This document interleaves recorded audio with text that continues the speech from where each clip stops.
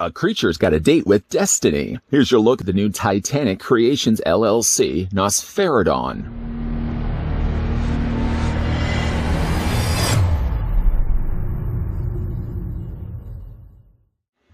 Nosferadon was created by the inhabitants of his home planet to stop the Griffixus creature. Unfortunately, there wasn't enough time. As the creature was laying waste to the planet, they shot Nosferadon's egg into space, hoping that one day it could save another planet from the cruel fate that had fallen theirs.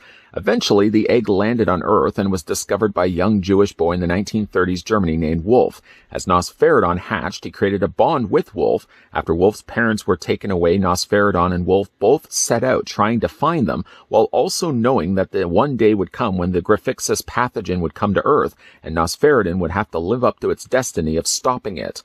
Nosferadon is the second monster in the Titanic Creations Soul Wars series. The figure stands 6.5 inches tall and 12 inches long, and comes with 5 points of articulation.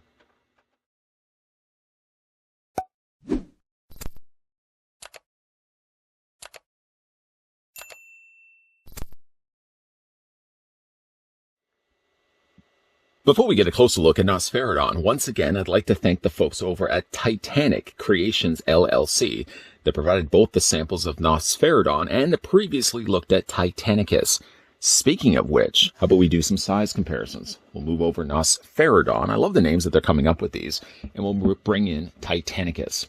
They're roughly about the same size to one another.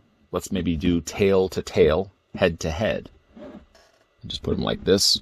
Yeah, they're roughly going to be about the same length to one another as well. Like with Titanicus, Nosferadon comes included with his own comic. I think I'm starting to see what they've done here with the comics. If you remember, Titanicus was issue 0. Nosferadon was issue 1. And though it's not part of the same storyline as we flip through the pages here, they're probably going to be doing this with the continued Kaijus. Each new Kaiju will be issue 2, issue 3, issue 4. Looking, though, quickly at the issue of Nosferadon, once again, it's illustrated by Brendan Purchase and written by Mac McClintock. This one actually does benefit from having a little more of a read to go through. You can see there the artwork. I won't stop to certainly go through and read all of it, but just enough to show you what the artwork looks like inside. And there's Nosferadon, sort of a winged dinosaur of sorts. And then when we get to the end, you sort of get the full size of how big Nosferadon actually looks, which actually, when it's interesting to read the comic, because while you're looking at a creature looking so garish like this, you would think that it would be an evil creature, but it seems to build a bond with this boy, as you can see from the inside panels. And then, of course, on the back, coming soon from Titanic Creations LLC, the 15-centimeter Nosferadon action figure. Visit TitanicCreation.com to learn more.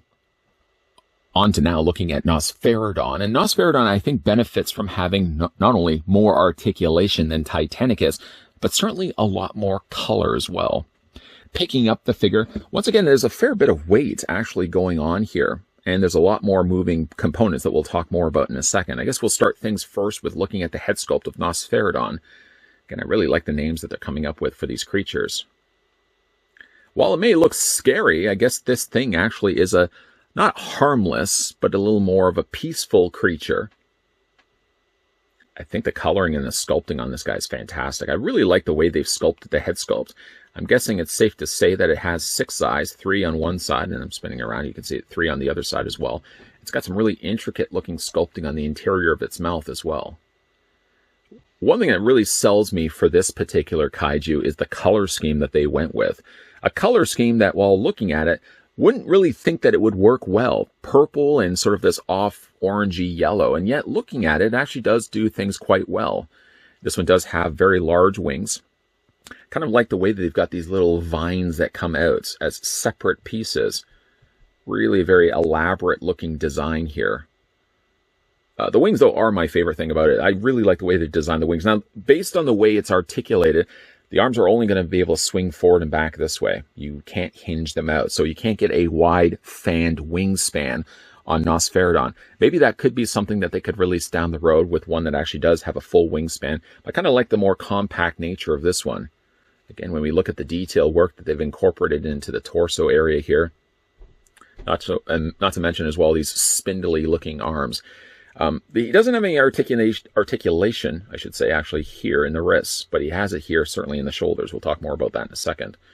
I want to show you guys the detail work that they've done to the legs. Really clever, some of the choices that they've done here, because it's a very unique design. I have yet to really see a kaiju that looks like this. It sort of looks like part dinosaur, almost part dragon or gargoyle, and it sort of has some insect-like qualities to it, like the very long, powerful looking tail, which looks like it almost has stingers on the end of it. Very nicely bright, colorful character that actually has some pretty good applied paint as well. Looking again at his articulation, though. Now, his articulation doesn't have anything in the head. Now, that would have been the same case when we looked at Titanicus. He, however, does benefit from having articulation in the arms. You can move the arms forward like this, I guess, if it wants to be more in a defensive position. Or you can bring the arms as well back. They are going to hit the knees, though, so you wouldn't be able to get a full rotation happening here. He doesn't have any articulation in the wrists, so don't start twisting those. It almost kind of looks like the way he's assembled, like he has articulation here in the torso. In actual fact, I think it's just the way they've installed it. You can see there's the line right there. But he certainly does have articulation also in its back hind legs. Not only does it swivel back and forth this way, but the figure also has foot articulation, something, again, that Titanicus didn't have. Speaking of Titanicus, actually, flip this up for a second. One thing I mentioned when we had a look at Titanicus, it's so strange right now that we're looking at the underfeet portions here of Nosferadon. But I just wanted to see actually if they had the logo. I'm just going to reach off to the side here, bring in Titanicus once again. You remember Titanicus had this little logo there on the bottom of its foot. I thought it may have been something that would be consistently carried across with all the other kaijus that they'd be releasing. But it doesn't look like it's on him. It seems only to be on Titanicus. So I'm not really sure the reasoning why that logo, that little shape, has been carved on the bottom of it. That certainly isn't here on Nosferadon.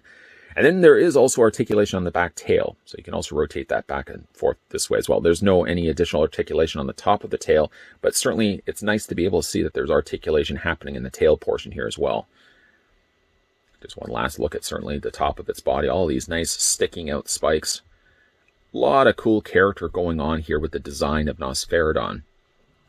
I would say, I mean, actually, of the figures that we've looked at so far, I'm going to put him down here for a second and bring in, once again, Titanicus. I like the look of the Titanicus, but I have to say, like, my favorite figure so far than what they've done, I have to say, is Nosferadon. He has not only a really unique design going for it, but a lot of bright, interesting colors that normally, again, I don't think would have worked, like the purple and the orangey yellow. On paper, I don't think would have actually worked, and yet it actually looks pretty interesting. Pretty interesting when they've actually sculpted it and painted it onto the creature's body. Now, again, this is Titanic Creations LLC's new line of kaiju figures.